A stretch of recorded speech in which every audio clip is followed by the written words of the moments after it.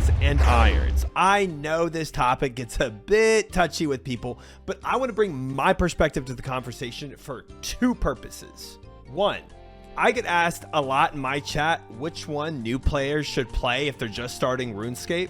And two, I think mains get a bad rap, and I want to clear a few things up. So my only experience in OSRS is playing an Iron Man. And when I first started playing, I imagined the grind of an Iron Man was far more difficult than the grind of a main. And for unethical mains, that would certainly be the case. Imagine myself as a streamer. If I constantly asked my chat for money, I could speed through an incredible amount of both skilling and PVM by just buying everything that I wanted. Are you stuck in CG like I am right now with only 4 armor seeds and over 550 KCs? Just buy the seed. Easy. Wait, Triumphant, you're still stuck in CG? Don't you have 4 enhanced seeds? LOL, LOL, LOL. Yeah, I already know what y'all are going to say in the comments. Not the point of the video. We're moving on. It's completely unfair to think of all mains as abusing unethical means to skip any difficult grind in the game. The reality is a lot different. Mains are, for the most part, just as broke as irons are for early and some of mid-game. So sure, they can go and buy an armor seed, or if they're really desperate, an enhanced seed,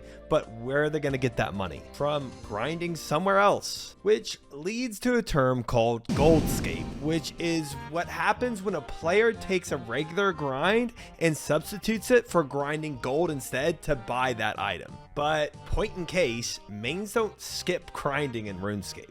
All they truly get to do is exchange one grind for another grind. Now, this grind may be faster, and at certain points in the game, the amount of gold a main can make per hour grows significantly high. But again, for one, this doesn't mean they don't have to grind. And two, even if this is a faster method, it doesn't mean mains automatically default to the method of goldscape. I know a lot of mains that find goldscape boring due to its repetitiveness and would rather follow the route that irons take and grind for the items themselves. One side note worth mentioning is there's obviously methods for skilling that are undeniably easier on mains than they are for irons. The best example of this is crafting XP. Mains can actually buy raw materials from the GE and use them immediately for crafting XP. And then afterwards, they can take the newly crafted item and turn it around for a profit, thereby gaining XP and gold with very little time spent. In comparison to the glass blowing as an Iron Man, it's way better. Now, an Iron Man is stuck doing every single grind, whether it's farming your own herbs, collecting all the bones you need for prayer, or grinding out an item for 2000 KCs that you desperately want, but know you can't get unless you just keep grinding. But the point still stands that just because mains have the alternative route of goldscape doesn't mean they have an easy route. Now, why do I think it's important to say all this? Because I want to give mains credit that they're due. RuneScape is a very demanding and grindy game. If you see an account with high skilling stats and really unique items, whether you're an iron or a main, unethical means aside, you spent a considerable amount of time and effort to achieve that. But at the end of the day, I think everyone can agree that this doesn't matter as much as just playing the account that sounds most enjoyable to you. Do you as a player want the extra burden of an Iron Man, or do you want the dry protection and the ability to buy consumables from the GE? For the new players trying to decide their path, I want to point out one thing I personally love about playing Iron Man. While the grinds are undeniably formidable, there's a certain joy I have knowing that every item I earned could not have come from the GE. You can look through so many of my clips, from my first Guthan Spear to the Synapse or the Bofa. To me, the payoff is worth it. Now, at this point, if you're still agreeing with me,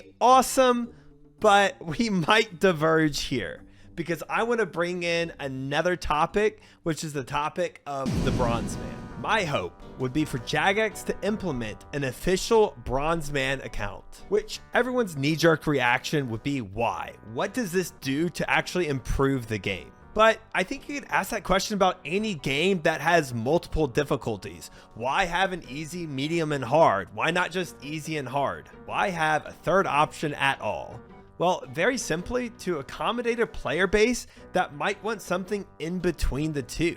As most of you might be aware, I came from the WoW category to RuneScape with multiple other streamers, And unbeknownst to me, during my journey, they were having the exact same thought process that I was having about the Bronze Man. Both Sardako and Zaryu shared very similar viewpoints. They both formulated their own type of Bronze Man, believing it would significantly contribute to the game. The primary idea here that we all agree on is that the authenticity of an Iron Man account has tremendous value. But having to grind all the mats and resources can be significantly burdensome. So, what if you kept that authenticity by requiring all the players to achieve the unique items on their own, like an Iron Man, but at the same time, lessen the burden by allowing the player to buy bones for prayers or herbs or potions, items nobody really cares about if you grinded it for yourself or not. This would still carry a level of difficulty to the player, but not as burdensome as an Iron Man. The biggest counter argument to this that I've heard is the clog. People say, hey, just play a main